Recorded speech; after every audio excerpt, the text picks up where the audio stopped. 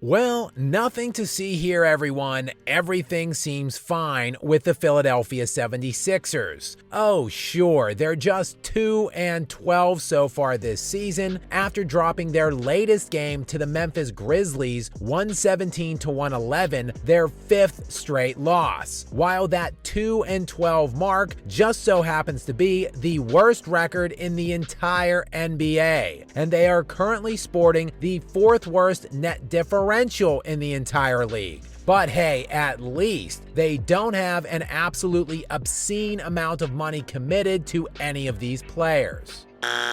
Oh, right. The 76ers went on an absurd spending spree this summer, extending Joel Embiid to a 3-year, $192 million contract extension.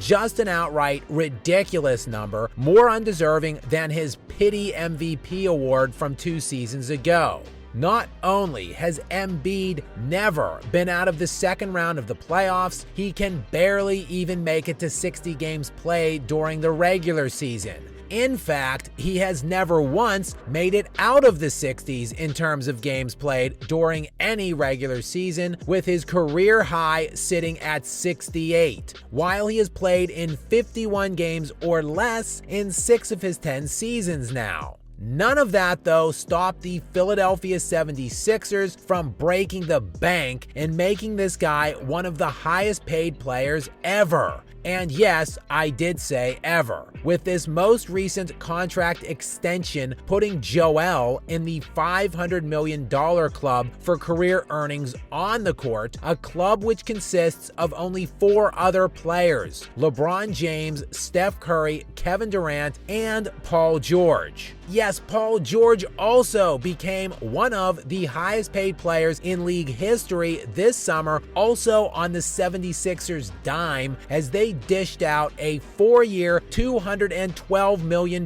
deal this summer for him. But wait, there's more, because the Philadelphia 76ers also dropped a 5-year, $204 million contract extension on Tyrese Maxey also this summer. That is $608 million committed to 3 players within the span of a month, and 2 of which who can barely play half of the games. Accordingly, Paul George has played in just 7 of the 76ers' 14 games so far this season, while Joel Embiid has played in only 4 and has looked like stone cold ass when he has suited up. Embiid currently sporting season averages of 19.8 points, 7.5 rebounds, 3.5 assists, and 3.3 turnovers per game on 38% from the field and just under 17% from the three-point line. And while things took an even uglier turn following their loss on Monday, one of the worst losses you can possibly imagine, losing to the Miami Heat by a score of 106-89 in a game they actually led by 19 points in.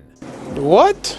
Yes, a 17-point loss in a game where they blew a 19-point lead. At the time, it was the Sixers' 4th straight loss, and it resulted in Kyle Lowry calling a team meeting which included all of the players and coaching staff. And according to team sources who were in the meeting, Tyrese Maxey went at Joel Embiid, challenging him to be on time for team activities, saying Embiid is late for, quote, everything, and that it is having an obvious impact as it pertains to the team's current struggles. And what? The 4th highest paid player ever at just the age of 30, who has barely played in 60% of the career games he has been eligible for and has never been out of the second round a single time, should be showing up in a ski mask to collect his bi-weekly paychecks. Yet, he can't even be bothered to show up on time for practice. What are we talking about?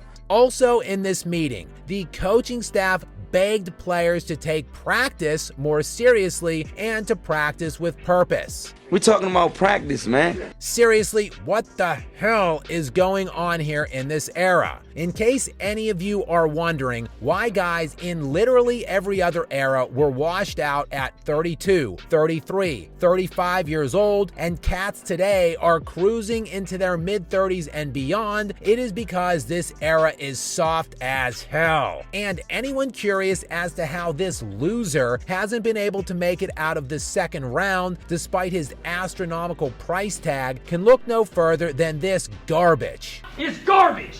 Anyway, fresh off of that big team meeting, the Sixers went out and dropped another game to the Memphis Grizzlies without Ja Morant, Zach Edey, and Marcus Smart. But yeah, I'm sure the 76ers are going to be able to turn it around anytime this season.